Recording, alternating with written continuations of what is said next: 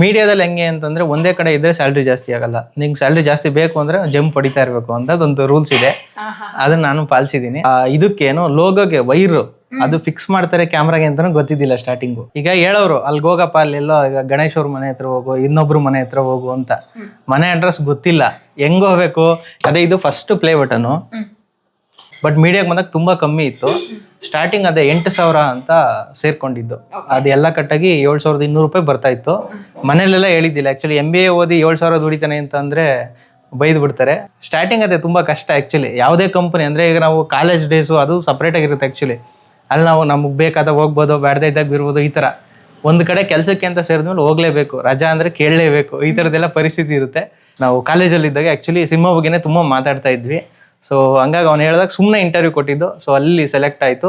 ಈ ಕಡೆನೂ MBA ಕೆಲಸನೂ ಕೈಯಲ್ಲಿತ್ತು. ಅಂದರೆ ಮೀಡಿಯಾ 360 ಅಂತ ಒಂದು ಕಂಪ್ನಿ, ಅದು ಇತ್ತು, ಇದು ಇತ್ತು. ಯಾವುದಕ್ಕೆ ಹೋಗೋಣ ನಾನು ಸರಿ ನಡಿಗುರು ಇದಕ್ಕೆ ಹೋಗೋಣ ಸಿನಿಮಾದಕ್ಕೆ. ಹೊಸ್ದಾಗಿ ಬಂದಾಗ ನನಗೆ ಇವತ್ತು ನೆನಪಿದೆ, ಫಸ್ಟ್ ಶೂಟ್ಗೆ ಅಂತ ಹೋಗಿದ್ದು ವಿಷ್ಣುವರ್ಧನ್ ಅವರ ಸಮಾಧಿ. ಅವತ್ತು ಅವ್ರದ್ದು ಬರ್ತ್ಡೇ ಇತ್ತು. ಆ ಸಮಾಧಿಗೆ ಕಳಿಸಿದ್ರು. ಅದು ಆಬ್ವಿಯಸ್ಲಿ ನಡೀತಾ ಇರುತ್ತೆ ಅದನ್ನ ಗುದ್ದಾಟ ಅಂತ. ಬಟ್ ಆದರೆ ನನ್ನ ಮೈಂಡ್ ಸೆಟ್ ಹೆಂಗಿತ್ತು ಅಂದರೆ ಎಲ್ಲ ಮಾಡೋದನ್ನ ಬಿಟ್ಟು ಬೇರೆ ಏನಾದ್ರು ಮಾಡಬೇಕು ಅಂದ್ರೆ ಈಗ ಬ್ರೇಕಿಂಗ್ ನ್ಯೂಸು, ಈಗ ಗುದ್ದಾಟದ ಸುದ್ದಿಗಿಂತ ಬೇರೆ ಏನಾದ್ರು ಸ್ಪೆಷಲ್ ಆಗಿ ಮಾಡೋಣ ಅನ್ನೋದು ತುಂಬ ಇತ್ತು. ಹಂಗಾಗಿ ಸ್ಪೆಷಲ್ ಆಗಿ ತುಂಬ ಇಂಟರ್ವ್ಯೂಸ್ಗಳು ಅವು ಇವು ಎಲ್ಲ ಮಾಡ್ತೇನೆ ನಾನು. ಅದೇನೋ ಗೊತ್ತಿಲ್ಲ, ಇದುವರೆಗೂ ಎಲ್ಲೆಲ್ಲಿ ಕೆಲಸ ಮಾಡಿದ್ದೀನಿ ಎಲ್ಲ ಕಡೆ ಫ್ರೀಡಮ್ ಅಂತೂ ಸಿಕ್ಕಿದೆ. ಫ್ರೀಡಮ್ ಯಾವಾಗ ಸಿಕ್ಕಿಲ್ಲ ಅವಾಗ ಜಂಪ್ ಆಗ್ಬಿಟ್ಟಿದ್ದೀನಿ.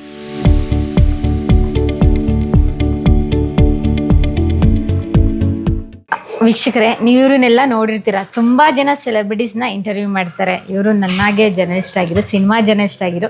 ನನಗೆ ಗೊತ್ತಿರೋಂಗೆ ಸರಿಸುಮಾರು 10 ವರ್ಷಗಳ ಕಾಲ ಸಿನಿಮಾ ಜರ್ನಲಿಸ್ಟ್ ಆಗಿ ರಾಜ್ ನ್ಯೂಸು, ಸುವರ್ಣ ನ್ಯೂಸು, ಅದ್ರ ಜೊತೆಗೆ ಒನ್ ಇಂಡಿಯಾ ಫಿಲ್ಮಿ ಬೀಟಲ್ಲಿ ನವೀನ್ ಅಂತ ಹೇಳಿದರೆ ಸಿನಿಮಾಯಿಂದ ಸೀರಿಯಲ್ವರೆಗೂ ಕೂಡ ಎಲ್ಲ ಕಾಂಟ್ಯಾಕ್ಟ್ ನಂಬರ್ ಇವ್ರ ಜೊತೆ ಇತ್ತು. ಹೌದಾ ಹೇಳಿ ನವೀನ್, ಫಿಲ್ಮಿ ಬಿಟ್ಟಿಂದ ನಾನು ಮಾತಾಡ್ತೇನೆ ಅಂದರೆ ಹೌದಾ ನವೀನ್ ಆರ್ಟಿಕಲ್ಲ, ಸರಿ ಆಯಿತು ಕೊಡ್ತೀನಿ ಅಂತ ಹೇಳಿದ್ರು. ಆ ಮಟ್ಟಕ್ಕೆ ನಮ್ಮ ಸ್ಯಾಂಡಲ್ವುಡ್ಡಲ್ಲಿ ಪತ್ರಿಕೋದ್ಯಮದಲ್ಲಿ ಹೆಸರು ಮಾಡಿದವರು.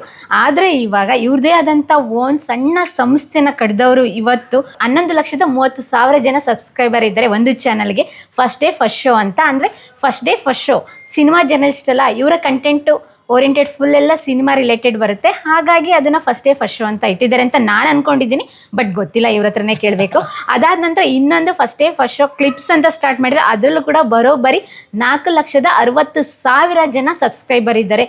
Cinema press meets, cinema content, cinema related, serial related ಯಾವುದೇ ಒಂದು ಪ್ರೆಸ್ ಮೀಟ್ ನಡೀತಾ ಇದೆ. ಇವಾಗ ಸಿನಿಮಾ ಇವೆಂಟ್ ಲಾಂಚ್ ಆಗ್ತಾ ಇದೆ. ಹೊಸ ಸಿನಿಮಾ ಏನಾದರೂ ಅದರ ಅಪ್ಡೇಟ್ ಕೊಡಬೇಕು, ಟ್ರೈಲರ್ ಲಾಂಚು, ಸಾಂಗ್ ಬಿಡುಗಡೆ ಎಲ್ಲನೂ ಕೂಡ ಅಪ್ಡೇಟ್ ಮಾಡ್ತಾರೆ. Overall cinema related content, cinema ಮತ್ತು ಹೀರೋ ಹೀರೋಯಿನ್, ಸೀರಿಯಲ್ ಹೀರೋಯಿನು, ಡೈರೆಕ್ಟ್ರು, ಪ್ರೊಡ್ಯೂಸರ್ ಎಲ್ಲರೂ ಕೂಡ 1-to-1 ಟಚ್ಚಲ್ಲಿ ಇರ್ತಾರೆ. ಹಾಗಾದರೆ ನವೀನ್ ಬದುಕು ಹೇಗಿದೆ? ಅವ್ರ ಥರನೇ ಹೀರೋ ಥರ ಇದೆಯಾ ಅಥವಾ ಹೇಗೆ ಏನು ನೋಡೋಣ ಬನ್ನಿ. ವೆಲ್ಕಮ್.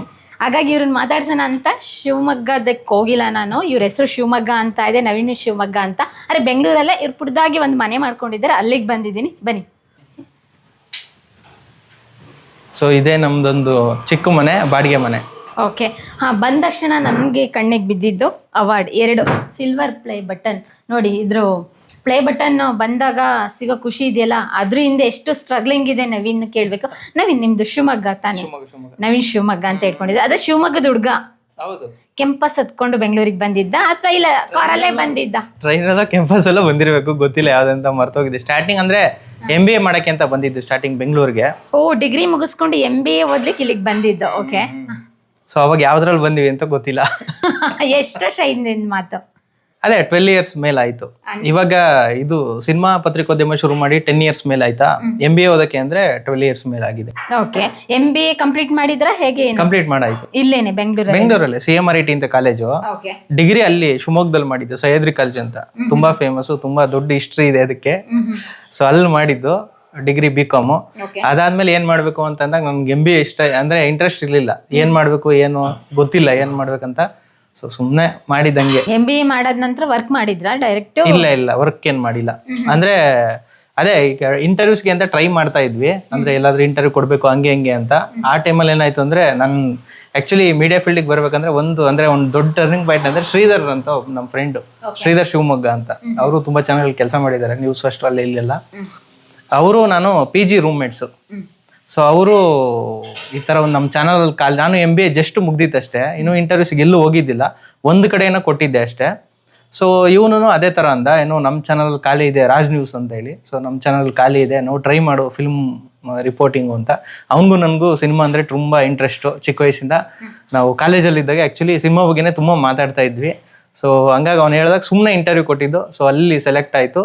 ಈ ಕಡೆನೂ MBA ಕೆಲಸನೂ ಕೈಯಲ್ಲಿತ್ತು, ಅಂದರೆ ಮೀಡಿಯಾ 360 ಅಂತ ಒಂದು ಕಂಪನಿ, ಅದು ಇತ್ತು ಇದು ಇತ್ತು. ಯಾವುದಕ್ಕೆ ಹೋಗೋಣ ಏನೋ, ಸರಿ ನಡಿಗುರು ಇದಕ್ಕೆ ಹೋಗೋಣ, ಸಿನಿಮಾದಕ್ಕೆ ನಡಿ ಸಿನಿಮಾಕ್ಕೆ ಹೋಗೋಣ, ಸಿನಿಮಾದಲ್ಲೇ ನನಗೆ ಬದುಕಿದೆ ಅಂತ ಹೇಳಿ ಆ ಥರದೊಂದು ಆಕ್ಸಿಡೆಂಟಲ್ ರಿಪೋರ್ಟರ್ ಅಂತ, ಈಗ ಆಕ್ಸಿಡೆಂಟಲ್ ಆಕ್ಟರ್ ಅಂತ ಹೇಳ್ತಾರಲ್ಲ, ಆ ಥರ ಆಕ್ಸಿಡೆಂಟಲ್ ರಿಪೋರ್ಟರ್ ಮೀಡಿಯಾಗೆ ಎಂಟ್ರಿ ಕೊಟ್ಟಿದ್ದ ಹಾಗೆ. ಓಕೆ, ಅಂದ್ರೆ ನಿಮ್ಮ ಮನೆಯವರೆಲ್ಲ ಇಷ್ಟಪಟ್ಟರು ಮೀಡಿಯಾ ಫೀಲ್ಡ್, ಕೈ ತುಂಬಾ ಸಂಬಳ ಬರುತ್ತೆ ಆ ತರ ಎಲ್ಲ ತುಂಬಾ imagination ಎಲ್ಲಿ ಇತ್ತಾ? ಬರುತ್ತೆ ಕೈ ತುಂಬಾ? ಅಲ್ಲ, ನಿಮ್ಗೆಲ್ಲ ಆ ತರ ಇಮ್ಯಾಜಿನೇಷನ್ ಇತ್ತಾ? ಇಲ್ಲ, ಗೊತ್ತಿತ್ತು ಸ್ಟಾರ್ಟಿಂಗು, ಅಂದ್ರೆ ತುಂಬಾ ಕಮ್ಮಿ ಇರುತ್ತೆ ಅಂತೆಲ್ಲ ಗೊತ್ತಿತ್ತು. ಅಂದ್ರೆ ಅದೇ ಫ್ರೆಂಡ್ ಆಲ್ರೆಡಿ ವರ್ಕ್ ಮಾಡ್ತಿರೋದ್ರಿಂದ ಕಮ್ಮಿ ಅಂತ. ಸ್ಟಾರ್ಟಿಂಗ್ ಅಂದ್ರೆ ಯಾವುದೇ ಕಂಪ್ನಿಗೆ ಹೋದ್ರು ಕಮ್ಮಿನೇ ಇರುತ್ತಲ್ವ. ಈಗ MBA ಓದಿದ್ರು ಜಾಸ್ತಿ ಸ್ಯಾಲ್ರಿ ಅಂತ ಏನಿರಲಿಲ್ಲ, ಬಟ್ ಮೀಡಿಯಾಗೆ ಬಂದಾಗ ತುಂಬಾ ಕಮ್ಮಿ ಇತ್ತು. ಸ್ಟಾರ್ಟಿಂಗ್ ಅದೇ 8,000 ಅಂತ ಸೇರ್ಕೊಂಡಿದ್ದು.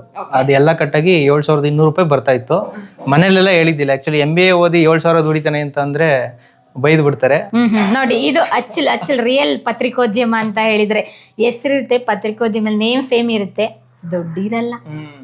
ಸೊ ಅದೇ 7,200 ರೂಪಾಯಿ ಬರ್ತಾ ಇತ್ತು. ಅದರಲ್ಲೇ PG ಗೀಜಿ ಎಲ್ಲ ಮ್ಯಾನೇಜ್ ಮಾಡ್ಕೊಂಡು ಹೆಂಗೋ ಒಂದು ವರ್ಷ ತಳ್ಳಿದ್ರಿ. ಸಿನಿಮಾ ರಿಪೋರ್ಟರ್ ಆಗಿನೇ ಡೈರೆಕ್ಟ್ ಎಂಟ್ರಿನೇ. ಓಕೆ, ನಿಮ್ಗೆ ಫುಲ್ ಖುಷಿ ಆಗಿರ್ಬೇಕಲ್ವಾ? ಯಾಕೆಂತ ಹೇಳಿದ್ರೆ ಸಿನಿಮಾ ಆನ್ ಸ್ಕ್ರೀನ್ ಅಲ್ಲಿ ನೋಡ್ತಾರೆ, ಇವಾಗ ಡೈರೆಕ್ಟ್ ಆಗಿ ಪ್ರೊಡ್ಯೂಸರು ಮತ್ತೆ ಹೀರೋಯಿನ್ಗಳೆಲ್ಲ ಡೈರೆಕ್ಟ್ ಮೀಟ್ ಮಾಡ್ತಾ ಇದ್ರಲ್ಲ, ಪ್ರೆಸ್ ಮೀಟ್ ಎಲ್ಲ ಅಟೆಂಡ್ ಮಾಡ್ತಾ ಇದ್ರಲ್ಲ. ಅದೇ ಖುಷಿ ಅಂತ ಸ್ಟಾರ್ಟಿಂಗ್ ಇದ್ದೇ ಇರುತ್ತೆ. ಯಾಕೆಂದ್ರೆ ಸಿನಿಮಾನೇ ಪ್ರೀತಿಸ್ತಾ ಇದ್ವಿ ಆ ಲೆವೆಲ್ಗೆ. ಸಿನಿಮಾ ಮೇಲೇನೆ ಎಷ್ಟೊಂದು ಸಿನಿಮಾಗಳು ನೋಡೋದು, ಅದ್ರ ಬಗ್ಗೆ ತಿಳ್ಕೊಳೋದು, ಅದರದ್ದೊಂದು ಪ್ರೀತಿ ಇತ್ತು. ಸೊ ಅದೇ ಫೀಲ್ಡ್ಗೆ ಹೋಗಿದ್ದು ಆಬ್ವಿಯಸ್ಲಿ ಖುಷಿ ಇತ್ತು. ಸ್ಟಾರ್ಟಿಂಗ್ ಅದೇ ತುಂಬಾ ಕಷ್ಟ ಆ್ಯಕ್ಚುಲಿ. ಯಾವುದೇ ಕಂಪನಿ ಅಂದರೆ ಈಗ ನಾವು ಕಾಲೇಜ್ ಡೇಸು ಅದು ಸಪ್ರೇಟ್ ಆಗಿರುತ್ತೆ ಆ್ಯಕ್ಚುಲಿ. ಅಲ್ಲಿ ನಾವು ನಮಗೆ ಬೇಕಾದಾಗ ಹೋಗ್ಬೋದು, ಬ್ಯಾಡ್ದೇ ಇದ್ದಾಗ ಬಿರ್ಬೋದು. ಈ ಥರ ಒಂದು ಕಡೆ ಕೆಲಸಕ್ಕೆ ಅಂತ ಸೇರಿದ್ಮೇಲೆ ಹೋಗ್ಲೇಬೇಕು, ರಜಾ ಅಂದರೆ ಕೇಳಲೇಬೇಕು, ಈ ಥರದ್ದೆಲ್ಲ ಪರಿಸ್ಥಿತಿ ಇರುತ್ತೆ. ಸ್ಟಾರ್ಟಿಂಗ್ ಅದೇ ತುಂಬ ಕಷ್ಟ, ಆ ಒಂದು ಕೆಲಸನ ಅರ್ಥ ಮಾಡ್ಕೊಳೋದು ಅದು ಇದು. ಆಮೇಲೆ ಇನ್ನೊಂದೇನು ಅಂದರೆ, ಇವಾಗಾದರೂ ಒಂದು ಲೊಕೇಶನ್ಗೆ ಹೋಗ್ಬೇಕಂದ್ರೆ ಒಂದು ಗೂಗಲ್ ಮ್ಯಾಪ್ ಇದೆ. ಅವಾಗ ಆ್ಯಕ್ಚುಲಿ ಆ ಲೆವೆಲ್ಗೆ ಇರಲಿಲ್ಲ. ವಾಟ್ಸಪ್ಪು, ಗೂಗಲ್ ಮ್ಯಾಪು ಅವಾಗ ಇಂಟ್ರಡ್ಯೂಸ್ ಆಗ್ತಾ ಇತ್ತೋ ಏನೋ ಗೊತ್ತಿಲ್ಲ. ಅಂದರೆ ಜನಸಾಮಾನ್ಯರು ಬಳಸ್ತಾ ಇರಲಿಲ್ಲ. ನಂಗೆ ಗೊತ್ತಿದ್ದಂಗೆ ನಾವು ಸ್ಟಾರ್ಟಿಂಗ್ ಕೆಲಸಕ್ಕೆ ಇರೋದು ವಾಟ್ಸಪ್ಪಲ್ಲಿ ಆ ಲೆವೆಲ್ಗೆ. ನನ್ನ ಹತ್ರನೇ ವಾಟ್ಸಪ್ ಫೋನ್ ಇರಲಿಲ್ಲ. ಪ್ರೆಸ್ ಮೀಟ್ ಅಂತ ಹೇಳಿದ್ರೆ ಪತ್ರಿಕಾ ಪ್ರಕಟಣೆ ಡೈರೆಕ್ಟ್ ಆಗಿ ಯಾರು ಮಾಡ್ತಾರೆ ಅವರು ಡೈರೆಕ್ಟ್ ಆಗಿ ಆಫೀಸ್ ಕಳಿಸ್ಕೊಡ್ಬೇಕಿತ್ತು. ಅದನ್ನ ನೋಡಿ ನಿಮ್ಗೆ ಯಾರು ರಿಪೋರ್ಟಿಂಗ್ ಅಲೌಟ್ ಮಾಡಿರ್ತಾರೆ ಅವ್ರು ಹೋಗ್ಬೇಕಿತ್ತು. ಈಗ ಹೇಳೋರು ಅಲ್ಲಿಗೆ ಹೋಗಪ್ಪ, ಅಲ್ಲೆಲ್ಲೋ ಈಗ ಗಣೇಶ್ ಅವ್ರ ಮನೆ ಹತ್ರ ಹೋಗು, ಇನ್ನೊಬ್ರು ಮನೆ ಹತ್ರ ಹೋಗು ಅಂತ. ಮನೆ ಅಡ್ರೆಸ್ ಗೊತ್ತಿಲ್ಲ, ಹೆಂಗ್ ಹೋಗ್ಬೇಕು. ಇವಾಗ ಕೆಲವೊಬ್ರು ಡ್ರೈವರ್ಸು, ಕೆಲವೊಬ್ರಿಗೆ ತುಂಬಾ ಎಕ್ಸ್ಪೀರಿಯನ್ಸ್ ಇರುತ್ತೆ, ಕರ್ಕೊಂಡು ಹೋಗ್ಬಿಡ್ತಾರೆ. ಬಟ್ ಕೆಲವೊಬ್ರು ಅವರು ಹೊಸಬ್ರು ಇರ್ತಾರೆ. ಈಗ ನ್ಯೂಸ್ ಚಾನಲ್ ಅಂದ್ರೆ ಬರೀ ಸಿನಿಮಾ ರಿಪೋರ್ಟಿಂಗ್ ಇರೋದಿಲ್ವಲ್ಲ, ಬೇರೆದು ಇರುತ್ತೆ. ಆ ಡ್ರೈವರ್ಸ್ ಇದು ಗೊತ್ತಾಗಲ್ಲ. ಅವಾಗ ನಾವೇ ಕರ್ಕೊಂಡು ಹೋಗ್ಬೇಕಾಗುತ್ತೆ. ಎಷ್ಟೋ ಸಲ ಅದಕ್ಕೆ ಬಯಸ್ಕೊಂಡಿದ್ದೀನಿ ನಾನು. ಮನೆ ಗೊತ್ತಾಗ್ದಲೆ, ರೋಡ್ ಗೊತ್ತಾಗ್ದಲೆ, ಅದೊಂದು ಚಿಕ್ಕ ಪ್ರಾಬ್ಲಮ್ ಇದೆ ಇವಾಗ್ಲೂ. ರೋಡ್ಗಳು ಗೊತ್ತಾಗಲ್ಲ ಬೇಗ.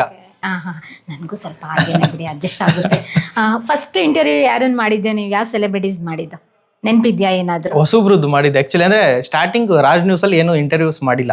ಹೊಸದಾಗಿ ಬಂದಾಗ ನನಗೆ ಇವತ್ತು ನೆನಪಿದೆ, ಫಸ್ಟ್ ಶೂಟ್ಗೆ ಅಂತ ಹೋಗಿದ್ದು ವಿಷ್ಣುವರ್ಧನ್ ಅವರ ಸಮಾಧಿ. ಅವತ್ತು ಅವ್ರದ್ದು ಬರ್ತ್ಡೇ ಇತ್ತು, ಆ ಸಮಾಧಿಗೆ ಕಳಿಸಿದ್ರು.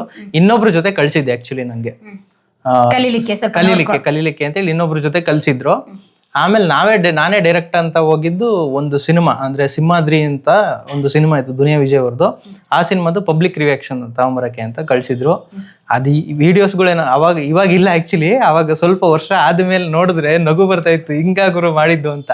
ಹಿಂಗ್ ಇಟ್ಕೊಳೋದು, ಹಿಂಗೇನೋ ಹೇಳೋದು, ಈ ಕಡೆ ಎಲ್ಲ ನೋಡೋದು, ಆ ತರ ಎಲ್ಲ ಡಿಸ್ಟರ್ಬೆನ್ಸ್ ಆಗ್ತಾ ಇತ್ತು. ಯಾರು ನೋಡಿದ್ರೋ ಏನೋ, ನನ್ ಕರೆಕ್ಟ್ ಆಗಿ ಬರ್ತಾ ಇದ್ದೆ ಇಲ್ವೋ, ಕ್ಯಾಮ್ರಾ ಆಂಗಲ್ ಸರಿಯಾಗಿ ನಿಂತಿದ್ದೀನೋ ಇಲ್ವೋ, ಅಥವಾ ಏನ್ ರಿಯಾಕ್ಷನ್ ತಗೋಬೇಕು ಅಂತ ಹೇಳಿ. ಓಕೆ, ಎಷ್ಟು ಇದಕ್ಕೇನೋ ಲೋಗೋಗೆ ವೈರ್ ಅದು ಫಿಕ್ಸ್ ಮಾಡ್ತಾರೆ ಕ್ಯಾಮ್ರಾಗೆ ಅಂತಾನು ಗೊತ್ತಿದ್ದಿಲ್ಲ ಸ್ಟಾರ್ಟಿಂಗು. ಗೊತ್ತಿಲ್ಲ ಅದೆಲ್ಲ. ಟೆಕ್ನಿಕಲ್ ನಾಲೆಡ್ಜ್ ಝೀರೋ, ಮೀಡಿಯಾ ಬಗ್ಗೆ ಅಷ್ಟು ಗೊತ್ತಿದ್ದಿಲ್ಲ. ಅಂದ್ರೆ ಸಿನಿಮಾ ಮೇಲೆ ಗೊತ್ತಿತ್ತು. ಸಿನಿಮಾ ಅಂದ್ರೆ ಏನು, ಯಾರು ಈ ಡೈರೆಕ್ಟರ್ ಏನೇನು ಸಿನಿಮಾ ಮಾಡಿದ್ದಾರೆ, ಈ ಹೀರೋ ಏನು, ಅದ್ರ ಬಗ್ಗೆ ತುಂಬಾ ಚೆನ್ನಾಗಿ ನಾಲೆಡ್ಜ್ ಇತ್ತು. ಓಕೆ, ಇದು ಟೆಕ್ನಿಕಲ್ ನೋಡಿ, ಕ್ಯಾಮ್ರಾ ಆಂಗಲ್ ಹೇಗೆ ಫೋಸ್ ಕೊಡ್ಬೇಕು, ನಾವು ಕ್ಯಾಮ್ರಾಮನ್ಗೆ ರಿಪೋರ್ಟರ್ ಆದವರು ಹೇಗೆ ನಾವು ಇಂಟ್ರಾಕ್ಟ್ ಮಾಡ್ಬೇಕಾದ್ರೆ ಹೇಗೆ ನಿಂತ್ಕೊಬೇಕು, ಆಂಗಲ್ ಗೊತ್ತಾಗಿಲ್ಲ. ಕಲಿತಾ ಹೋಗಿ ಅಲ್ಲಿ ಟ್ರೈನಿಂಗ್ ಆಕ್ಚುಲಿ ಇರ್ಲಿಲ್ಲ. ಆ ಲೆವೆಲ್ ಟ್ರೈನಿಂಗ್ ಇರ್ಲಿಲ್ಲ. ಡೈರೆಕ್ಟ್ ಫೀಲ್ಡ್ಗೆ ಕಳಿಸ್ತಾ ಇದ್ರು. ಅಲ್ಲೇ ಬೀಳು, ಅಲ್ಲೇ ಹೇಳು, ಅಲ್ಲೇ ಕಲಿ ಅಂತ. ಹಂಗಾಗೋದಕ್ಕೆ ಇಲ್ಲಿ ಬಂದಿರೋದು ಅಲ್ವಾ? ಹೌದೌದು. ಪ್ಲೇ ಬಟನ್ ನೋಡ್ಬೋದಾ? ಖಂಡಿತ ನೋಡಿ. ಅದೇ ಇದು first play button. First day first show Kannada, Naveen MS. ಏನ್ ಬ್ರಾಕೆಟ್ ಅಲ್ಲಿ ನವೀನ್ MS ಅಂತಲೇ ಇದೆ ನಿಮ್ ಚಾನಲ್ ಅಲ್ಲಿ? ಅಲ್ಲ, ನವೀನ್ ಶಿವಮೊಗ್ಗ ಅಂತ ಆಕ್ಚುಲಿ. ಅಂದ್ರೆ ನನ್ನ ಹೆಸರು, ಅಂದ್ರೆ ಒರಿಜಿನಲ್ ಹೆಸರು ಎಲ್ಲ ಕಡೆ ಇರೋದು ನವೀನ್ MS ಅಂತಾನೆ ಅದಿರೋದು. ನಾನು ಇಟ್ಕೊಂಡಿದ್ದು ನವೀನ್ ಶಿವಮೊಗ್ಗ ಅಂತ. ಏನಾದ್ರು ಪರ್ಟಿಕ್ಯುಲರ್ ನೇಮ್ ಬೇಕಾಗುತ್ತಲ್ಲ, ಏನೋ ಒಂದ್ ಬೇಕು ಅಂತೇಳಿ ಇದು ಇನ್ನೊಂದು FDFS ಕ್ಲಿಪ್ಸ್ ಅಂತ. ಆಕ್ಚುಲಿ ಒಂದೇನಂದ್ರೆ ಈಗ ರೀಸೆಂಟ್ ಆಗಿ 1 ಇಯರ್ ಬ್ಯಾಕು ಚಾನಲ್ ಹೆಸರು ಆಕ್ಚುಲಿ ಚೇಂಜ್ ಮಾಡಿದೀವಿ. FDFS ಕ್ಲಿಪ್ಸ್ FDFS ಕನ್ನಡ ಆಗಿದೆ. ಫಸ್ಟ್ ಶೋ ಕನ್ನಡ ಒಂದು FDFS ನವೀನ್ ಶಿವಮೊಗ್ಗ ಅಂತ ಚೇಂಜ್ ಮಾಡಿದೀವಿ. ಯಾಕೆಂದ್ರೆ ಬೇರೆ ತರದ ಕಂಟೆಂಟ್ ಕೊಡಬೇಕು ಅನ್ನೋ ಉದ್ದೇಶಕ್ಕೆ. ಅಂದ್ರೆ ಇದರಲ್ಲಿ ರೆಗ್ಯುಲರ್ ಕಂಟೆಂಟ್ಸ್ ಎಲ್ಲ ಆಗ್ತಾ ಇದ್ವಿ, ಬಟ್ ನಂಗೆ ಒಂದು ಬ್ರ್ಯಾಂಡ್ ಒಳ್ಳೊಳ್ಳೆ ಕಂಟೆಂಟ್ ಕೊಡ್ಬೇಕಂತ ತುಂಬಾ ಇಷ್ಟ. ಅಂದ್ರೆ ಹೋಗ್ತಾ ಹೋಗ್ತಾ ತುಂಬಾ ಚೇಂಜ್ ಆಗ್ತಾ ಇರುತ್ತೆ. ಯೂಟ್ಯೂಬ್ ಆಗ್ಲಿ, ಸಿನಿಮಾ ಪತ್ರಿಕೋದ್ಯಮ ಆಗ್ಲಿ ಚೇಂಜ್ ಆಗ್ತಾ ಇರುತ್ತೆ. ನಾವು ಅದಕ್ಕೆ ಚೇಂಜ್ ಆಗ್ತಾ ಇರಬೇಕು. ಅದಕ್ಕೆ ಏನೋ ಚೇಂಜ್ ಆಗ್ಬೇಕು ಅಂತ ಹೇಳಿ ಆಗ್ಲೇಬೇಕು. ಸೊ ಅದಕ್ಕೆ ಈ ಚಾನಲ್ ಅಲ್ಲಿ ಓನ್ಲಿ ಇಂಟರ್ವ್ಯೂಸ್ ಹಾಕ್ಬೇಕು ಅಂತ, ಓನ್ಲಿ ಒಳ್ಳೊಳ್ಳೆ ಇಂಟರ್ವ್ಯೂಸ್. ಇದ್ರಲ್ಲಿ ಓವರ್ ಆಲ್ ಎಲ್ಲ ಕವರ್ ಮಾಡ್ತೀವಿ. ನೀವೇನ್ ಇಂಟರ್ವ್ಯೂ ಮಾಡ್ತೀರಾ ಅದನ್ನ ಮಾತ್ರ ಇದ್ರಲ್ಲಿ ಇಂಟರ್ವ್ಯೂಸ್ ಬರುತ್ತೆ ಈ ಚಾನಲ್ FDFS ಕನ್ನಡದಲ್ಲಿ. ಅದೇ ಹೇಳಿದ್ನಲ್ಲ, press meet, pre release event, audio launch, ಈ ತರ ಸಿನಿಮಾಗೆ ಸಂಬಂಧಪಟ್ಟಿರೋ ಏನೇ ನ್ಯೂಸ್ ಇದ್ರು ಅದ್ರಲ್ಲಿ ಕವರ್ ಆಗುತ್ತೆ. ಅದು ಇಂಪಾರ್ಟೆಂಟ್, ಇದು ಇಂಪಾರ್ಟೆಂಟ್ ಅಲ್ವಾ. ಸೊ ಹಂಗಾಗಿ ಒಂದು ಚೆನ್ನಾಗಿ ಒಂದು ಬ್ರ್ಯಾಂಡ್ ಆಗ್ಬೇಕು ಅನ್ನೋ ಉದ್ದೇಶಕ್ಕೆ ಓನ್ಲಿ ಇಂಟರ್ವ್ಯೂಸ್ ಇರ್ಲಿ. ಈಗ ನೀವೆಲ್ಲ ಮಾಡ್ತೀರಾ ಓನ್ಲಿ ಇಂಟರ್ವ್ಯೂಸ್, ಆ ತರ ಓನ್ಲಿ ಇಂಟರ್ವ್ಯೂಸ್ ಇರ್ಲಿ ಅಂತ ಆ ತರ ಮಾಡಿದ್ವಿ. ಓಕೆ, ಎಷ್ಟು ವರ್ಷ ಆಯ್ತು ಯೂಟ್ಯೂಬ್ ಚಾನಲ್ ಸ್ಟಾರ್ಟ್ ಮಾಡಿ ಅಂತ ಕೇಳೋಕ್ಕಿಂತ ಮುಂಚೆ ಎಷ್ಟು ವರ್ಷ ಕಂಟಿನ್ಯೂ ಮಾಡಿದ್ರಿ ರಾಜ್ ನ್ಯೂಸ್ ಅಲ್ಲೇ? ರಾಜ್ ನ್ಯೂಸ್ ಅಲ್ಲಿ 1.25 ವರ್ಷ ಇದ್ದಿದ್ದು ಆಕ್ಚುಲಿ. ಆಮೇಲೆ ಚೇಂಜ್ ಮಾಡಿದ್ದು. ಮೀಡಿಯಾದಲ್ಲಿ ಹೆಂಗೆ ಅಂತಂದ್ರೆ ಒಂದೇ ಕಡೆ ಇದ್ರೆ ಸ್ಯಾಲ್ರಿ ಜಾಸ್ತಿ ಆಗಲ್ಲ. ನಿಂಗೆ ಸ್ಯಾಲ್ರಿ ಜಾಸ್ತಿ ಬೇಕು ಅಂದ್ರೆ ಜಂಪ್ ಪಡಿತಾ ಇರಬೇಕು ಅಂತದೊಂದು ರೂಲ್ಸ್ ಇದೆ. ಅದನ್ನ ನಾನು ಪಾಲಿಸಿದೀನಿ. ಓಕೆ, ಅಲ್ಲ ನಿಮ್ಗೆ 1.5 ವರ್ಷಕ್ಕೇನೆ ಅದು ಬಂತಲ್ಲ ಮೈಂಡ್ ಸೆಟ್, ಅದು ಗ್ರೇಟ್. ಯಾಕೆ ಅಂತ ಹೇಳಿದ್ರೆ ನಾವೆಲ್ಲ ಒಂದೇ ಚಾನಲ್ ಅಲ್ಲಿ 5-6 ವರ್ಷ ಅಲ್ಲೇ ಕೆಲಸ ಮಾಡಿದ್ದು, ಸಂಬಳನೂ ಆಯ್ಕಾಗಿಲ್ಲ, ಏನಿಲ್ಲ. ಆದ್ರೆ ನಿಮ್ಗೆ ಸಂಬಳಕ್ಕೋಸ್ಕರ ಚೇಂಜ್ ಮಾಡ್ಬೇಕಂತ ಥಾಟ್ ಬಂತಲ್ಲ? ಅದೇ ಚೇಂಜ್ ಇರ್ಲಿ ಅಂತ ಹೇಳಿ ಚೇಂಜ್ ಮಾಡಿದ್ದು. ಅವಾಗ ಇನ್ನೊಂದು ನ್ಯೂಸ್ ಚಾನಲ್ಗೆ ಹೋಗಿದ್ದು, ಅಲ್ಲೂ ಚೆನ್ನಾಗಿತ್ತು. ಅಂದ್ರೆ ಒಂದು ಕಡೆ ಕೆಲಸ ಮಾಡಿದ್ಮೇಲೆ ಇನ್ನೊಂದು ಕಡೆ ಹೋದ್ಮೇಲೆ ಆ ಕಾನ್ಫಿಡೆನ್ಸೇ ಬೇರೆ ಇರುತ್ತೆ ನಮ್ಗೆ ಗೊತ್ತು ಎಲ್ಲ ಇದು ಹಿಂಗೆ ತಾನೇ ಮಾಡೋದು, ಹಂಗೆ ಹಿಂಗೆ ಅಂತೆಲ್ಲ ಗೊತ್ತಾಗ್ಬಿಟ್ಟಿರುತ್ತೆ. ಅಲ್ಲೂ ಚೆನ್ನಾಗಿತ್ತು. ಅಲ್ಲೂ 1.5 ವರ್ಷ ಮಾಡಿದ್ದು. ಅಲ್ಲೂ ಅದೇ ಎಲ್ಲ ಚೆನ್ನಾಗಿತ್ತು. ಬಟ್ ನ್ಯೂಸ್ ಚಾನಲ್ ಜನಶ್ರೀ ಅದು. ಓಕೆ, ಅಲ್ಲ ಸಿನಿಮಾ ರಿಪೋರ್ಟರ್? ಅಲ್ಲ ಸಿನಿಮಾ ರಿಪೋರ್ಟಿಂಗ್. ಓಕೆ, ಅಲ್ಲೆಲ್ಲ ನಿಮ್ಗೆ ಇಂಟರ್ವ್ಯೂ ಮತ್ತೆ ಫೀಲ್ಡ್ ಎಲ್ಲ ಕಳ್ಸವ್ರು? ಸ್ಟಾರ್ಟಿಂಗ್ ಇಂಟರ್ವ್ಯೂ ಮಾಡಿದ್ದೆ ಅಲ್ಲಿ. ಅವರು ಒಂದು ಹೊಸ ಟೀಮ್ದು ತಂಡದ್ದು ಇಂಟರ್ವ್ಯೂ ಮಾಡಿದ್ದು ಅಲ್ಲೇ ಮಾಡಿದ್ದು. ಸ್ಟಾರ್ಟಿಂಗ್ ಅಂದ್ರೆ ಫಸ್ಟ್ ಇಂಟರ್ವ್ಯೂ ಕ್ಯಾಬಲ್ಲಿ ಹೋಗ್ಬೇಕಾದ್ರೆ ಒಂಥರ ಭಯ. ಚಿಚ್ಚಾಟು ಸಪ್ರೇಟು, ಇಂಟರ್ವ್ಯೂನೇ ಸಪ್ರೇಟು. ಆಕ್ಚುಲಿ ಅದು ಬೇರೆನೇ ಅದು. ಸೊ ಒಂಥರ ಭಯ, ಹೆಂಗ್ ಮಾಡೋದು ಅಂತ. ಹೊಸ ಟೀಮ್ ಅಲ್ಲ, ಹೆಂಗೋ ಮಾಡೋಣ ಬಿಡು ಹಂಗೆ ಹಿಂಗೆ ಅಂತ ಹೋಗಿ ಮಾಡಿದ್ದದು. ಓಕೆ, ಅಲ್ಲಿ ಎಷ್ಟು ವರ್ಷ ಕೆಲಸ ಮಾಡಿದ್ರಿ? ಅಲ್ಲಿ 1.5 ವರ್ಷ. 1.5 ವರ್ಷದಲ್ಲಿ ನಿಮ್ಗೆ ಸುದ್ದಿಗಾಗಿ ಗುದ್ದಾಟ ಮಾಡ್ತೀವಲ್ಲ ನಾವು ಇವ್ರನ್ನ ಇಂಟರ್ವ್ಯೂ ಮಾಡ್ಲೇಬೇಕು. ಯಾಕೆಂತ ಹೇಳಿದ್ರೆ ಇವಾಗ ನೀವು ಜೂನಿಯರ್ ಆದ್ರೆ ಸೀನಿಯರ್ ಎಲ್ಲ ಏನ್ ಮಾಡ್ತಾರೆ ಅಂದ್ರೆ ಹೊಸ ಸಿನಿಮಾ ಯಾರು ಬರ್ತಾರೆ ಅವ್ರನ್ನ ಕೊಡ್ತಾರೆ ಸೆಲೆಕ್ಟೆಡ್.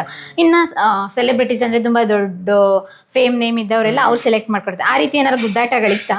ಅದು ಆಬ್ವಿಯಸ್ಲಿ ನಡೀತಾ ಇರುತ್ತೆ ಅದನ್ನ ಗುದ್ದಾಟ ಅಂತ. ಬಟ್ ಆದ್ರೆ ನನ್ನ ಮೈಂಡ್ ಸೆಟ್ ಹೆಂಗಿತ್ತು ಅಂದ್ರೆ ಎಲ್ಲ ಮಾಡೋದನ್ನ ಬಿಟ್ಟು ಬೇರೆ ಏನಾದ್ರು ಮಾಡ್ಬೇಕು ಅಂದ್ರೆ ಈಗ ಬ್ರೇಕಿಂಗ್ ನ್ಯೂಸ್, ಈಗ ಗುದ್ದಾಟದ ಸುದ್ದಿಗಿಂತ ಬೇರೆ ಏನಾದ್ರು ಸ್ಪೆಷಲ್ ಆಗಿ ಮಾಡೋಣ ಅನ್ನೋದು ತುಂಬಾ ಇತ್ತು. ಹಂಗಾಗಿ ಸ್ಪೆಷಲ್ ಆಗಿ ತುಂಬಾ ಇಂಟರ್ವ್ಯೂಸ್ಗಳು ಅವು ಇವು ಎಲ್ಲ ಮಾಡ್ತಾ ಇದ್ದೆ. ಫಾರ್ ಎಕ್ಸಾಂಪಲ್ ಸ್ಪೆಷಲ್ ಸ್ಟೋರೀಸ್ ಅಂದ್ರೆ ಯಾವ ರೀತಿ ಸಿನಿಮಾ?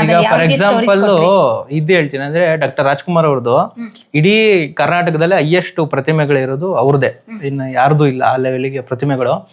ಸೊ ಒಂದು ಇಂಟರ್ವ್ಯೂ ಅಂತ ಅನ್ಕೊಂಡಿದ್ವಿ. ಅಂದ್ರೆ ಬೆಂಗಳೂರಲ್ಲಿ ವಿಶೇಷವಾಗಿ ತುಂಬಾ ಪ್ರತಿಮೆಗಳಿದಾವೆ, ಅದ್ರ ಬಗ್ಗೆನೇ ಒಂದು ಸ್ಟೋರಿ ಮಾಡ್ಬೇಕು, ಒಂದು ಇಂಟರ್ವ್ಯೂಸ್ ಮಾಡ್ಬೇಕು. ಅಂದ್ರೆ ಆ ಪ್ರತಿಮೆಯಿಂದ ಒಂದು ಕತೆ ಇದೆ. ಆಕ್ಚುಲಿ ತುಂಬಾ ಪ್ರತಿಮೆಗಳಿದಾವೆ, ಅದರಿಂದ ಒಂದು ಕತೆ ಇದೆ. ಸೊ ಅದ್ರದ್ದೊಂದು ಸ್ಟೋರಿ ಮಾಡಿದ್ವಿ. ಆಕ್ಚುಲಿ ಒಂದು 6-7 ಪ್ರತಿಮೆಗಳು ಮಾಡಿದ್ವಿ. ಅದು ಆಕ್ಚುಲಿ ಆ ವೀಕಲ್ಲಿ ತುಂಬಾ ಚೆನ್ನಾಗಿ TRPನೂ ತಂದು ಕೊಟ್ಟಿತ್ತು. ಓಕೆ, ಅಷ್ಟು ನಿಮ್ಗೆ ನೀವು ಸೆಲೆಕ್ಟೆಡ್ ಸ್ಟೋರೀಸ್ ನ ಮಾಡ್ಕೊಳ್ಳೋದಕ್ಕೆ ನಿಮ್ಮ ಎಡಿಟರ್ ನಿಮ್ಗೆ ಚಾಯ್ಸ್ ಕೊಟ್ರ? ಅಲ್ಲಿ ಎಲ್ಲ ಕಡೆ ನಾನು ಅದೇನೋ ಗೊತ್ತಿಲ್ಲ, ಇದುವರೆಗೂ ಎಲ್ಲೆಲ್ಲಿ ಕೆಲಸ ಮಾಡಿದೀನಿ ಎಲ್ಲ ಕಡೆ ಫ್ರೀಡಮ್ ಅಂತೂ ಸಿಕ್ಕಿದೆ. ಫ್ರೀಡಮ್ ಯಾವಾಗ ಸಿಕ್ಕಿಲ್ಲ ಅವಾಗ ಜಂಪ್ ಆಗ್ಬಿಟ್ಟಿದೀನಿ. ಫ್ರೀಡಮ್ಗೋಸ್ಕರ ಸ್ವತಂತ್ರ ಹೋರಾಟ ಮಾಡೋಣ ಅಂತ. ಯಾಕೆ ನವೀನ್ ಅವರು ಒಂದ್ ಚಾನಲ್ ಬಿಟ್ಟು ಇನ್ನೊಂದ್ ಚಾನಲ್ ಹೋದ್ರೆ ಅಸಲಿ ಕಹಾನಿ ಇದು. ಓಕೆ, ಇದು ರಾಜು ಎಷ್ಟು ವರ್ಷ ಕೆಲಸ ಮಾಡಿ? ರಾಜಲ್ಲಿ 1.25 ವರ್ಷ, ಇದು 1.5 ವರ್ಷ. ಎಲ್ಲ 1.25. ಓಕೆ, ನೆಕ್ಸ್ಟ್ ಫಿಲ್ಮಿ ಬೀಟಿಗೆ ಬಂದಿದ್ದು.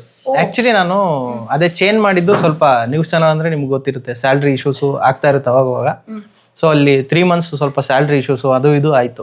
ಸೊ ನೆಕ್ಸ್ಟ್ ಏನಾದ್ರು ಚೇಂಜ್ ಮಾಡೋಣ, ಆಲ್ರೆಡಿ ನ್ಯೂಸ್ ಚಾನಲ್ ನಂಗೆ ಬೇರೆ ಏನಾದ್ರು ಮಾಡೋಣ ಹಂಗೆ ಹಿಂಗೆ ಅಂತ ಇತ್ತು. ಅಂದ್ರೆ ದೊಡ್ಡ ಚಾನಲ್ಗೆ ಹೋಗ್ಬೇಕು ಅಂತ ನನ್ಗೊಂದು ಆಸೆ ಇತ್ತು.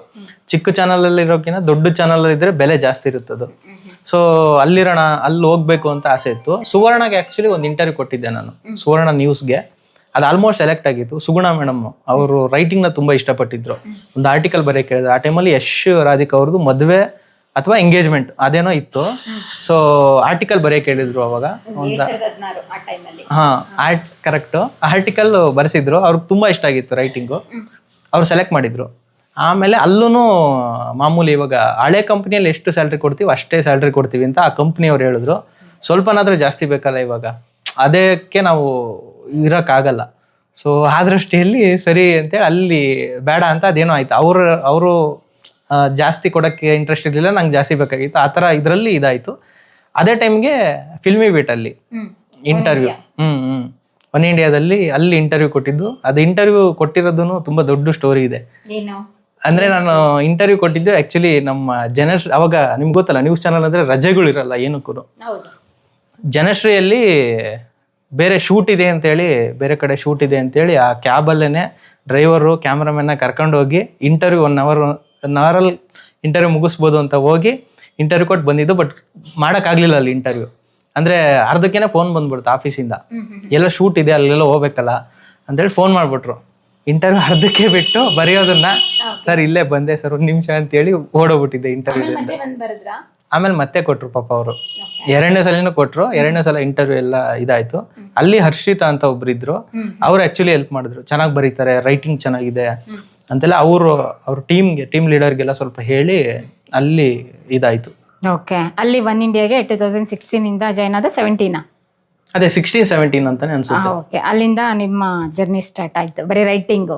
ಪ್ರಿಯ ವೀಕ್ಷಕರೇ, ನಾವು ತೋರಿಸುತ್ತಿರುವ ಇತಿಹಾಸದ ಕಥೆಗಳು ಕನ್ನಡದ ಕಲೆ, ಸಾಹಿತ್ಯ, ಸಂಸ್ಕೃತಿ, ಜನಜೀವನ, ಇತಿಹಾಸ ಸೃಷ್ಟಿಸಿದ ಜನಸಾಮಾನ್ಯರ ಅಸಾಮಾನ್ಯ ಕಥೆಗಳು ನಿಮಗೆ ಇಷ್ಟ ಆಗಿದ್ಯಾ? ಹಾಗಿದ್ರೆ ವಿಡಿಯೋ ನೋಡಿ ಸುಮ್ಮನಾಗ್ಬೇಡಿ, ಶೇರ್ ಮಾಡಿ, ಸಪೋರ್ಟ್ ಮಾಡಿ, ನಮ್ಮೊಂದಿಗೆ ಜೊತೆಯಾಗಿ. ಇದು ನೀವೇ ಬೆಳೆಸಿದ ನಿಮ್ಮ ನೆಚ್ಚಿನ ಡಿಜಿಟಲ್ ಮಾಧ್ಯಮ. ಇನ್ಮುಂದೆ ನಿಮಗಾಗಿ ಇನ್ನಷ್ಟು ವಿನೂತನ ಶೈಲಿಯಲ್ಲಿ ಬರಲಿದೆ. ನಿಮ್ಮ ಬೆಂಬಲದೊಂದಿಗೆ ನಮ್ಮ ಪಯಣ ಮುಂದುವರಿಯುತ್ತಿದೆ. ಸಾಮಾಜಿಕ ಬದಲಾವಣೆಗೆ ಜೊತೆಯಾಗಿ ನಮ್ಮ ಮುಂದಿನ ಪೀಳಿಗೆಗೆ ಕರ್ನಾಟಕದ ಇತಿಹಾಸ ಉಳಿಸೋಣ.